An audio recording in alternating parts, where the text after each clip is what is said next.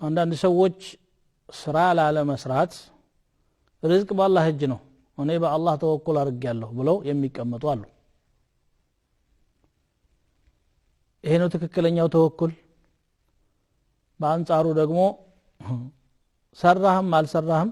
አይደለም ምንድነው የሚሉት መስራት የግድ ነው በአላህ ተወክያለሁ ብትል ምን ታገኛለህ የሚል አለ ሁለቱም على طرفي نقيض ማለት በተቃራኒ ጎራዎችና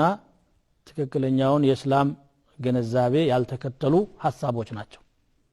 ተወኩል ማለት በአላህ መመካት ማለት የእስልምና አቂዳ ዋነኛ አካል ነው ሙእሚን በማንኛውም እንቅስቃሴው አላህን ነው ዋቢ መከታ አድርጎ መያዝ ያለበት ያ ማለት ግን ስራ መስራት የለበትም ማለት አይደለም ሰበብ ማድረስ የግድ ነው አላህ ይሄንን ፍጥረተ ዓለም ሲያስቀምጥ በሰበብና በሙሰበብ አስተሳስሮ ነው መውለድ የፈለገ ማግባት አለበት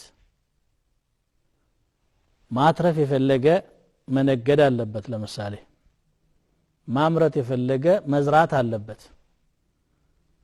ሰበቡን ሳያደርስ በአላህ ተወክያለሁ ቢል አይሆንም ነገር ግን መስራት ያለበትን ነገር እየሰራ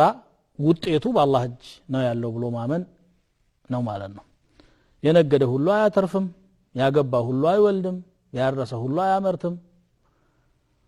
ባለቤቱ መሃል ልትሆን ትችላለች መሬቱ ምርታማ ላይሆን ይችላል ውርጭ ሊመታው ይችላል